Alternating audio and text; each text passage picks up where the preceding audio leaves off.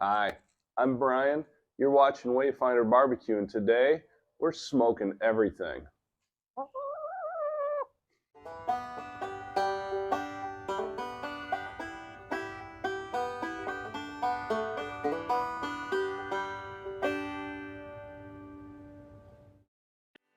The components of a pellet smoker.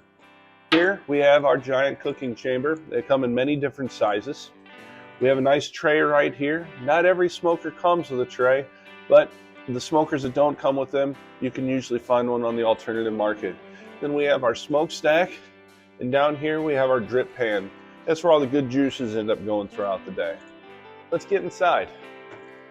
In here you'd normally find a grate, sometimes two. At the moment I have them removed for access. This little guy right here is the internal thermometer. It's very important you keep this clean and keep it protected. Your instruction manual will actually tell you more about how to do that, but this is what tells the computer what's going on the inside of the smoker. Here we have our drip pan. Little dude's barbecue pro tip: put some aluminum foil down. When this gets nice and gross and caked on, you can just take it up, wad it up, throw it away, as compared to actually scrubbing this thing. Down in the depths of this smoker, you're going to find this guy right here. This is a diffuser plate. What it does is takes the heat that comes from, believe it or not, right there, and diffuses it or spreads it out across the rest of the cooker. This helps prevent having a real hot spot right in the middle. Underneath this, we have this long tube right here. Inside here is an auger that actually spins the pellets to the smoker. And then we have the small chamber right here with our little ignition source. And as the pellets fall in there, it starts a fire. Depending on what temperature you have the smoker set at, could be a big fire, could be a small fire. So let's now go ahead, get out of the guts of this thing and over to the area where the computer and the pellets are actually stored. So right here we have the brains of the whole thing. Behind this black box is actually a computer that's regulated by all of these little dials. This top dial here has several functions. All of your temperatures, as you see, in Fahrenheit, and the smoke and a shutdown cycle. Each smoker tends to have a little bit of a different way to do this, but overall it will have a smoke, various temperatures, and a shutdown cycle. The two little holes right here for meat probes.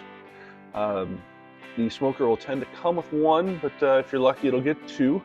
And then your probe selector button here to choose which one you're using.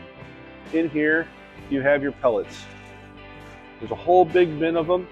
I will say that you want to pay attention to this, especially during your longer cooks, because these pellets, these little stinkers, will naturally vibrate themselves into a perfect little way and create this funnel. And even though it'll be full of pellets, you'll end up out of pellets. Most smokers also have this important piece of information here, which is the specifications for your smoker.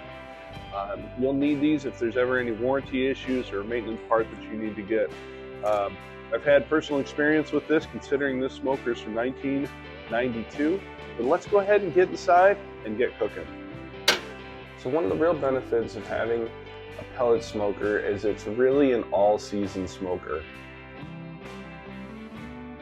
And what I mean by that is in the summer it's great, in the spring it's great, winter, fall, it does wonderful. You will notice that it'll use a little more pellets on a windy day or on an exceptionally cold day. Some smokers even offer blankets you can put on them.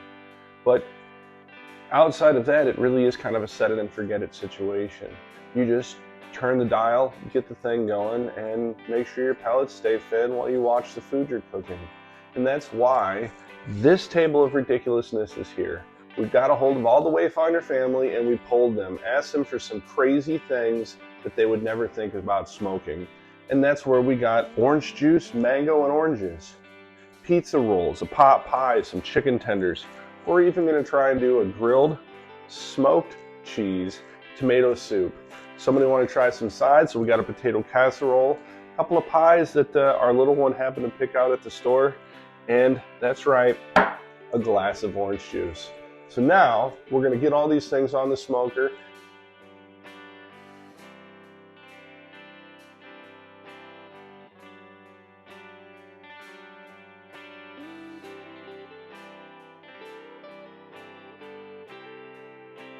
Here we have it.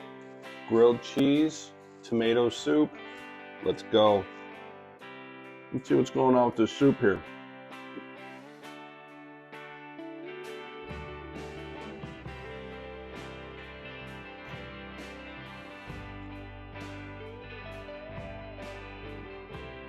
There's actually a smoky taste to the soup. How about that? Smells like orange juice.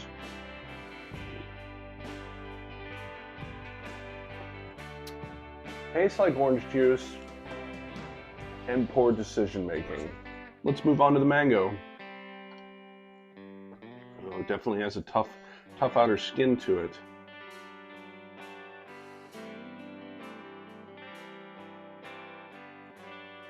The being warm is a little strange. But it is a mango with a nice smoky taste to it. I would say this would go wonderful in a salad.